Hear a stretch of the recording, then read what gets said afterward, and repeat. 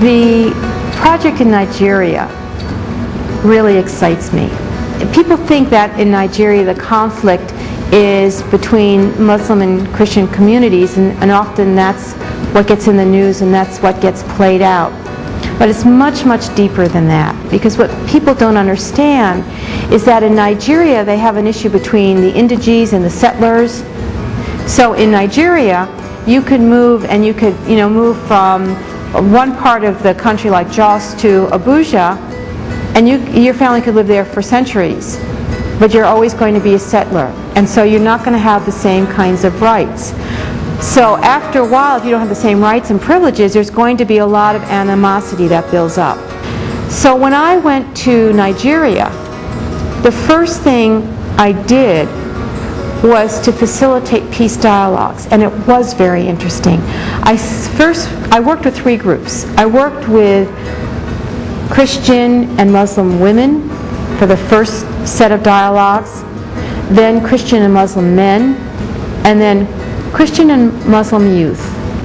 And then for 3 or 4 days I'm working with each of the groups, and in the beginning people are polite, but you get the second to third day and a lot of raw emotion is coming out, and I never know how it's going to go.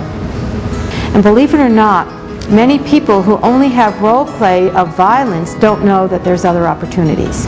When I was in Nigeria the last time I was there, when we were facilitating the peace dialogues, the last day of each group meeting, so the last day with the women, the last day with the men, and the last day with the youth, there was an incredible breakthrough for all three groups.